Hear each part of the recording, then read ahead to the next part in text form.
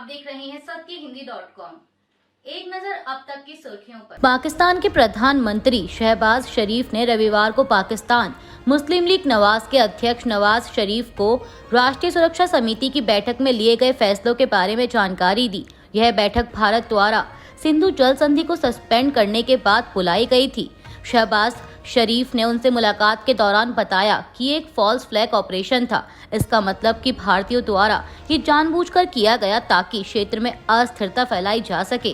Pakistani PM ने कहा कि भारत के इस एक तरफा कदम ने दोनों देशों के बीच युद्ध के खतरे को और बढ़ा दिया है। उन्होंने कहा कि पाकिस्तान शांति के लिए प्रतिबद्ध है, लेकिन देश की सुरक्षा से कोई समझौता नहीं किया जा सकता। वहीं ट्रिब्यून की एक रिपोर्ट के मुताबिक पाकिस्तान मुस्लिम लीग नवाज के एक सूत्र ने कहा कि नवाज शरीफ चाहते हैं कि उनकी सरकार दोनों देशों के बीच शांति बहाल करने के लिए बातचीत से हल निकाले। उन्होंने कहा कि नवाज आक्रामक रुख अपनाने के इच्छुक नहीं हैं। लोक गायिका नेहा सिंह राठौर पर भारतीय न्याय संहिता 2023 की धारा 10 और आईटी एक्ट संशोधित की एक धारा में प्राथमिकी दर्ज किए जाने के बाद नेहा ने एक और वीडियो जारी किया है। दरअसल रविवार को दर्ज एफआईआर के बाद नेहा ने सोशल मीडिया साइट एक्स पर दो विभिन्न प्रतिक्रियाएं दी थी। एक में उन्होंने तंजिया लहजे में प्रधानमंत्री मोदी और मुख्यमंत्री योगी आदित्यनाथ का शुक्रिया अदा किया और दूसरी पोस्ट में उन्होंने दावा किया कि उनके खाते में सिर्फ 519 रुपए हैं और उन्हें वकील की जरूरत है। वहीं अब सोमवार 28 अप्रैल को नेहा ने एक और वीडियो पोस्ट कर दावा किया कि चूंकि सरकार पहलगाम हमले से लोगों का ध्यान भटकाना चाहती है, इसलिए उन पर एफआईआर दर्ज की गई। वीडियो शेयर करते हुए नेहा ने लिखा कि पहलगाम हमले के जवाब में अब तक सरकार ने क्या किया है, मेरे ऊपर एफआईआर, अरे दम है तो जाइए आतंकवादियों के सिर लेकर आइए। सरकार मेरे ऊपर एफआईआर करवाकर असली मुद्दों से ध्यान भटकाना चाहती है। क्या ये बात समझना इतना मुश्किल है? 1 मिनट 24 सेकंड के इस वीडियो में नेहा राठौर ने आगे कहा कि पीएम भगवान नहीं है, बीजेपी देश नहीं है। सवालों से दिक्कत है तो सरकार छोड़ दीजिए, तब मैं सवाल नहीं पूछूंगी। उन्होंने कहा कि अपनी नाकामी का ठीकरा मेरे सिर पर मरने की जरूरत नहीं है। जिस तरह लोकतंत्र में एक एक वोट जरूरी होता है, उसी तरह सवाल पूछना भी जरूरी है। सवालों का जवाब नहीं है, इसलिए नोटिस भेज दें, एफआईआर करा दें, नौकरी छीन लो, अपमानित कर दो, गाली दे दो। क्या यही राजनीति है? अगर ये राजनीति है तो तानाशाही क्या है? केंद्रीय मंत्री रामदास अठावले ने कहा है कि अगर पाकिस्तान पीओके को सौंपने से इनकार करता है तो भारत को उसके खिलाफ युद्ध की घोषणा कर देनी चाहिए, क्योंकि जब तक यह क्षेत्र मौजूद है तब तक आतंकवादी गतिविधियां जारी रहेंगी। रविवार को लोनावला में पत्रकारों से बात करते हुए केंद्रीय मंत्री ने पहलगाम आतंकी हमले की निंदा की। जम्मू कश्मीर नेशनल कॉन्फ्रेंस के प्रमुख फारूक अब्दुल्ला ने पहलगाम हमले के बाद पाकिस्तान के खिलाफ कार्रवाई को लेकर प्रतिक्रिया दी है। राज्य के पूर्व मुख्यमंत्री फारूक अब्दुल्ला ने जम्मू कश्मीर में पत्रकारों से बातचीत में कहा कि पाकिस्तान के खिलाफ क्या कार्रवाई होनी चाहिए, उसे लेकर उनके पास कोई सुझाव नहीं है।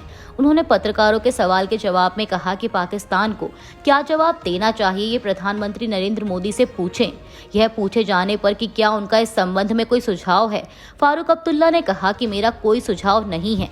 पीटीआई की एक रिपोर्ट के मुताबिक अधिकारियों ने बताया कि सरकार ने पीबीसी को एक औपचारिक पत्र लिखा है जिसमें पहलगाम आतंकी हमले की रिपोर्टिंग और आतंकवादियों को उग्रवादी बताने पर भारत की कड़ी भावनाओं से अवगत कराया गया है।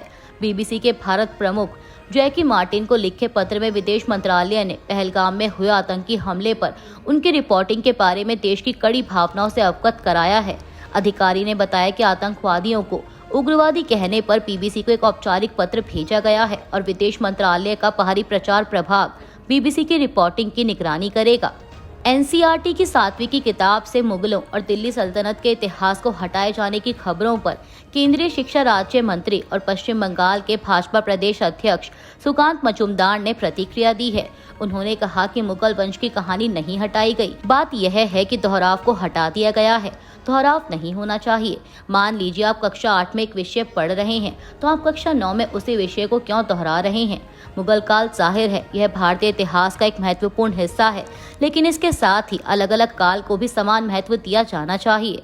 वहीं महाराष्ट्र में कांग्रेस नेता विजय वडेट्टीवार ने इस मुद्दे पर मोदी सरकार पर निशाना साधते हुए कहा कि इतिहास मिटाने से कुछ नहीं होगा, इससे सरकार की मंशा का पता चलता है। कांग्रेस नेता ने कहा कि ये सरकार भाईचारे को खत्म करना चाहती है, देश की एकता को खत्म करना चाहती है, आपस में दो धर्मों को लड़ाना चाहती है और ये देश के लिए ठीक नहीं है। अमेरिकी सेना ने यमन में 800 से अधिक हूती ठिकानों को निशाना बनाने का दावा किया है। अमेरिकी सेना का कहना है कि उसने 15 मार्च 2025 से यमन में हूती आंदोलन के खिलाफ लगातार हवाई और नौसैनिक हमले किए। रविवार को हाल के अभियानों की जानकारी देते हुए एक बयान में अमेरिकी सेंट्रल कमांड ने कहा कि उसने सैकड़ों हूती लड़ाकों और कई हूती नेताओं को मारा है। अमेरिका ने कहा है कि वह लाल सागर और अदन की खाड़ी में ईरान समर्थित हूतियों के खतरे को खत्म करने की कार्रवाई कर रहा है।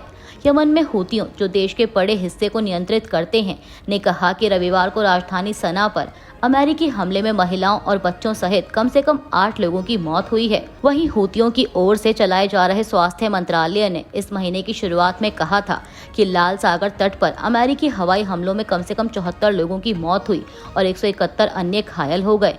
बता दें कि अमेरिका के राष्ट्रपति डोनाल्ड ट्रंप ने पिछले महीने हूतियों के नियंत्रण वाले क्षेत्रों पर बड़े पैमाने पर हमले करने का आदेश दिया था और धमकी दी थी कि उन्हें पूरी तरह से नष्ट कर दिया जाएगा।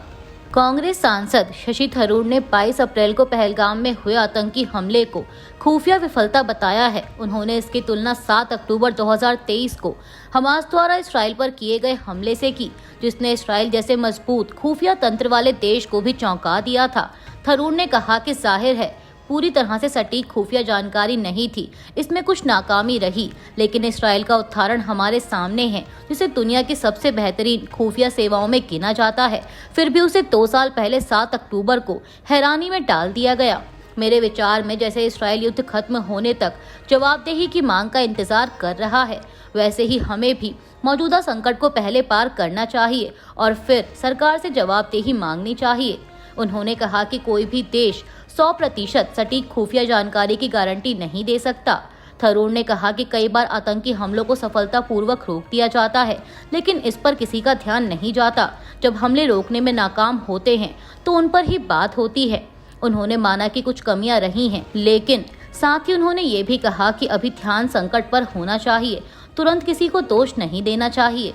पहलगाम में हुए आतंकी हमले के बाद भारत और पाकिस्तान के बीच तनाव बढ़ गया है। इस हमले के बाद भारत ने पाकिस्तान के खिलाफ कुछ कठोर कदम उठाए, इनमें सिंधु जल संधि को स्थगित करना शामिल है।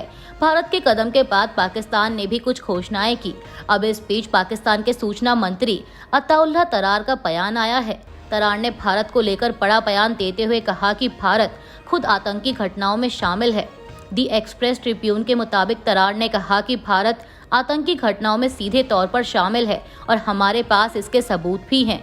अगर पाकिस्तान का पानी रोकने की कोशिश की गई तो इसे दुश्मनी में की गई कार्रवाई समझा जाएगा। तरार ने कहा कि भारत के आतंकी गतिविधियों में शामिल होने की बात सब जानते हैं। उनका कहना है कि भारत की वजह से पाकिस्तान में आतंकी गतिविधियां बढ़ी हैं।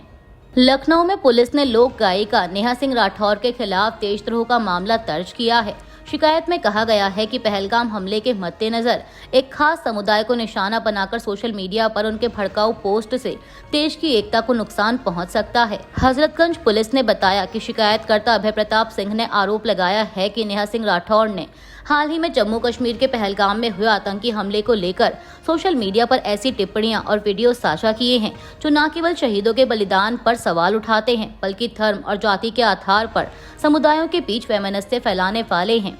पुलिस अब जल्द इस मामले में नेहा सिंह राठौर को नोटिस देकर पूछताछ करेगी। वहीं पुलिस द्वारा दर्ज एफआईआर के अनुसार इन पोस्ट से देश की आंतरिक शांति भंग होने की आशंका जताई गई है। आरोप है कि नेहा सिंह राठौर बार बार ऐसे बयान दे रही हैं जो देश विरोधी माने जा रहे हैं और ये बयान पाकिस्तान की मीडिया में भी वायरल हो रहे हैं। बताया गया है कि पाकिस्तान में इन पोस्ट का प्रयोग भारत की छवि धूमिल करने के लिए किया जा रहा है, जिससे अंतर्राष्ट्रीय स्तर पर भी भारत को प्रश्नों के घेरे में लाया जा रहा है। समाचार एजेंसी ANI के मुताबिक सरकारी सूत्रों के हवाले से जानकारी दी गई है कि गृह मंत्रालय की सिफारिशों पर भारत सरकार ने जम्मू कश्मीर में दुखद पहलगाम आतंकवादी घटना की पृष्ठभूमि में भारत, उसकी सेना और सुरक्षा एजेंसियों के खिलाफ भड़काऊ और सांप्रदायिक रूप से संवेदनशील सामग्री, झूठे और भ्रामक बयान और गलत सूचना प्रसारित करने के लिए डॉन न्यूज, समा टीवी, जियो न्यूज सहित 16 पाकिस्तानी यूट्यूब चैनलों पर प्रतिबंध लगा दिया है। इलाहाबाद हाईकोर्ट ने पेट्रोल पंप का लाइसेंस हासिल करने और चुनाव लड़ने के लिए कथित तौर पर फर्जी डिग्री लगाने को लेकर उत्तर प्रदेश के उप मुख्यमंत्री केशव प्रसाद मौर्य के खिलाफ एक याचिका स्वीकार कर ली है। इससे पहले कोर्ट ने इस आधार पर याचिका खारिज कर दी थी कि निचली अदालत द्वारा तय समय के बाद याचिका दाखिल की गई।